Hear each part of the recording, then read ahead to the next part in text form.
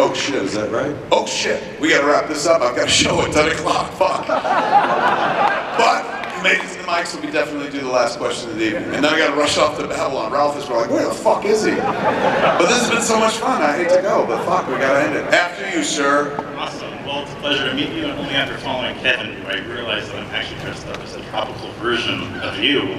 But with that said, I've always been wanting to know, you know, all of us here clearly enjoy spending an evening with Kevin Smith. Who would Kevin Smith choose to spend an evening with, whether that's alive, dead, or fictional? And dead and fictional could even be Han Solo, but that might be too soon. So please feel free to choose for yourself. I would love to have dinner with Han Solo before he encounters that kid and be like, look out for your bastard kid, and he's gonna fucking stab you and shit.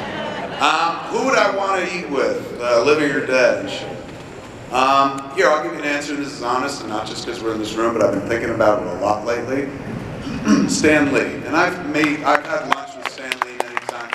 I've spent a lot of time, more time than most people ever get to spend with Stan Lee. I've been able to do that over the course of my career, ever since we got in and made Mallrats and stuff.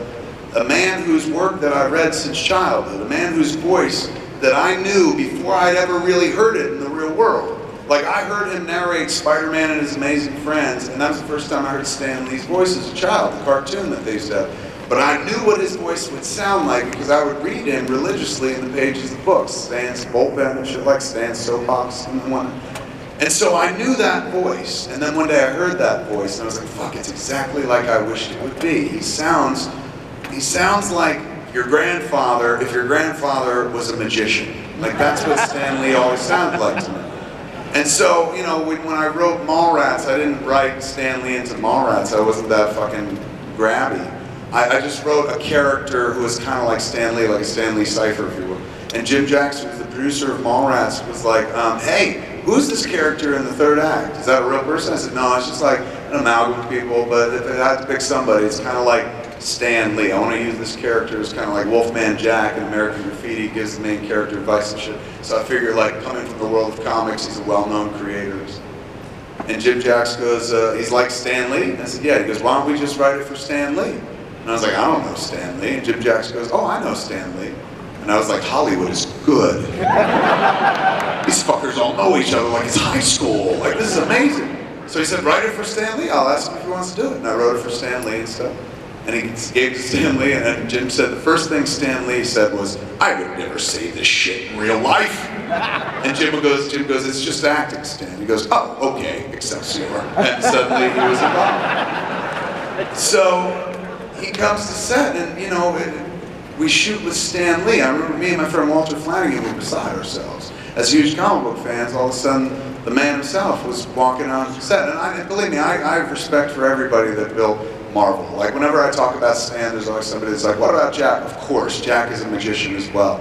But I'm a writer, so I always lean toward the writer. Like, even when I read a comic book, believe me, I love graphics, I love the pictures, but I go right to the word balloons of each panel. I'll read the entire page before I even look at the pictures. So I got a writer's soul, so like, I think about writers first. And Stan is a guy that, you know, I know he didn't draw it and shit, but Stan said, Spider-Man. You know, the idea is born and stuff, and suddenly Steve Ditko, you know, creates something that we all know looks like Spider-Man and stuff. But first comes the word, and the word was Spider-Man. This guy did that so many fucking times in his life.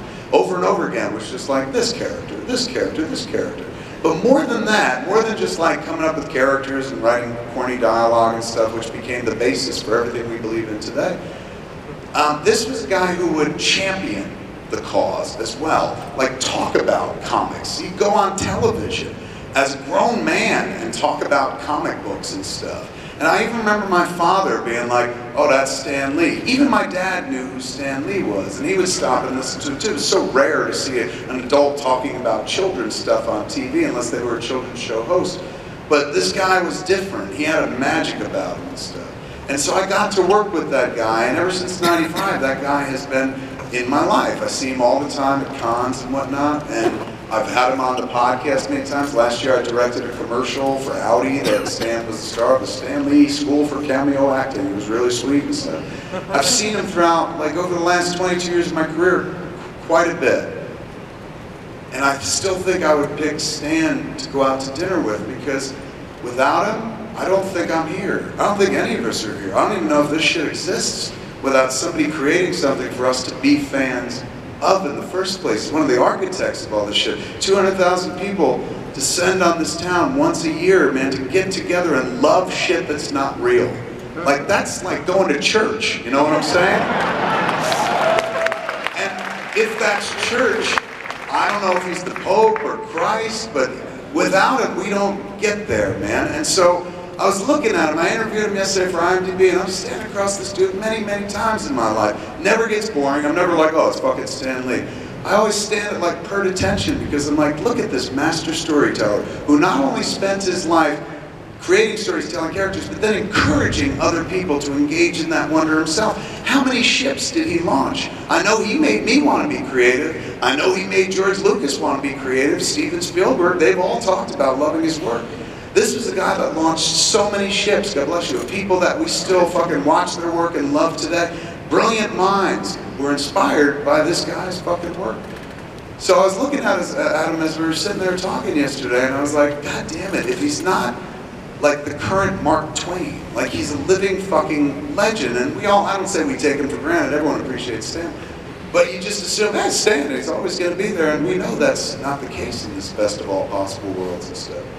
So as I talked to him yesterday, right before the camera started rolling, I really dug in, because I was like, you know, I've spoken to him 1,000 times, I've asked him these questions before and stuff, but I don't have a dad anymore. He died like years ago and stuff, and I loved him, and he turned me on to movies and stuff. Never told me I could do this shit. He wasn't very encouraging. He wasn't discouraging, but we didn't dream where we were from. My father, he's a practical man. He'd be like, son, see that mountain? Never climb it, you know.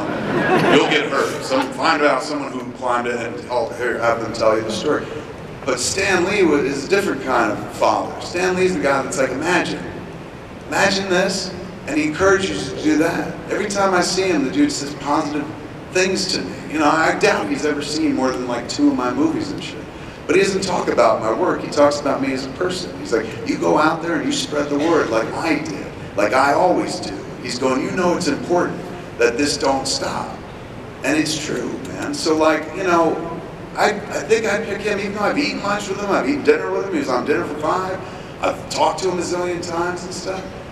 You know, the kid that I was that got me here, there was a kid that dreamed about all this shit, dreamed of like being able to tell stories, dreamed that people would give a shit, dreamed that people would be like, let's take a picture and stuff like that. The kid that dreamed all that loved Stan Lee with all of his fucking heart. And he grew up and got to meet him and stuff.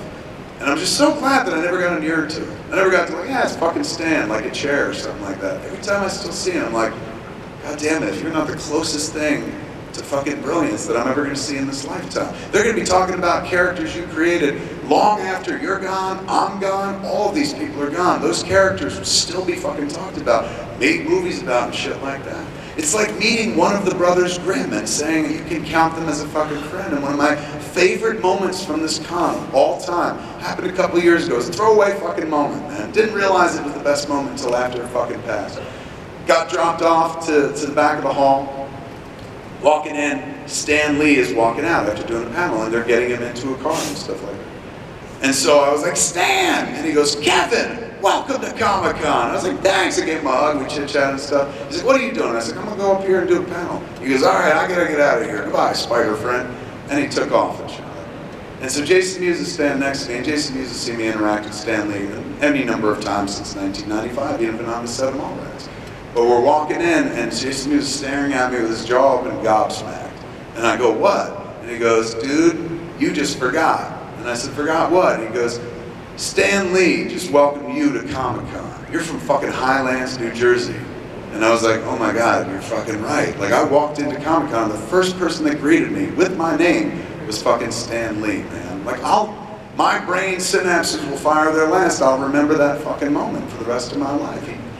He welcomed me to Comic-Con. Something I dreamed about when I was a kid. I used to read about this on the other side of the country, going, wouldn't it be great to go there?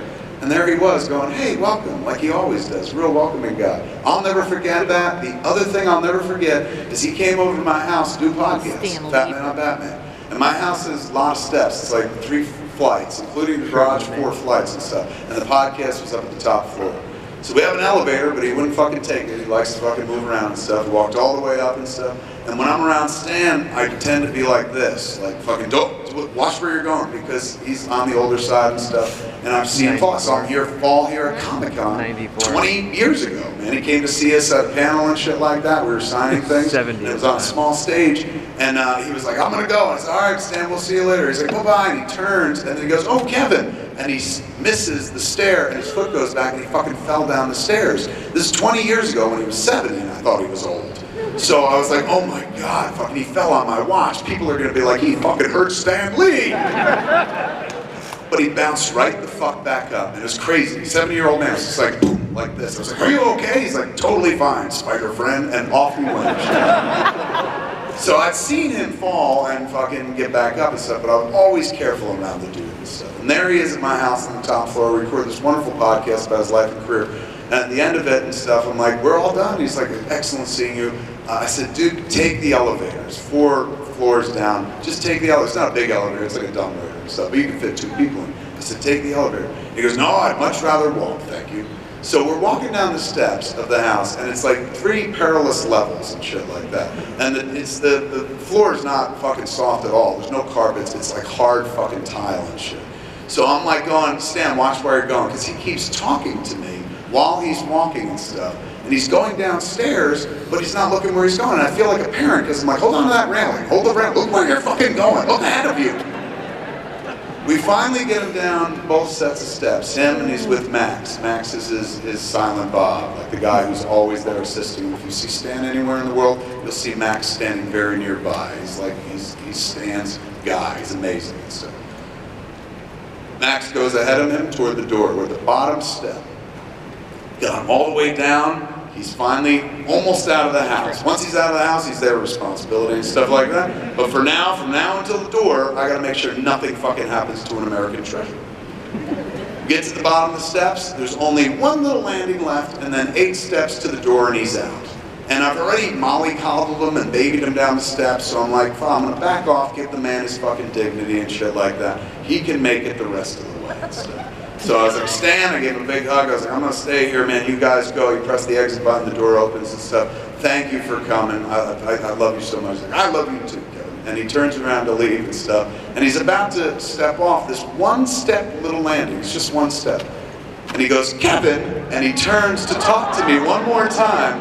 And I watch in slow-mo as his foot goes back off the little landing, and Stan starts to topple backwards. Everything slows down to like fucking like flash time. It's all fucking slow and shit. And I'm watching an American legend fall towards what's going to be off 1 step, then down 8 steps of hard fucking tile and shit like that. And I'm just sitting there going, I'm too fat to save him and shit like that. Too slow, no hero me. I'm like, no! And all I could see are the fucking headlines. Hack director people used to like in the 90s kills Stan Lee. You know, like, we gotta go. And so fucking suddenly, out of fucking nowhere, just as my man's fucking melon is about to hit the step, Max scoops him up in his arms, catches him just right before the end, man. And I'm like, I finally let out my breath. I'm like, oh my God, Max, excellent save. And he puts Stan back on his feet, and Stan goes,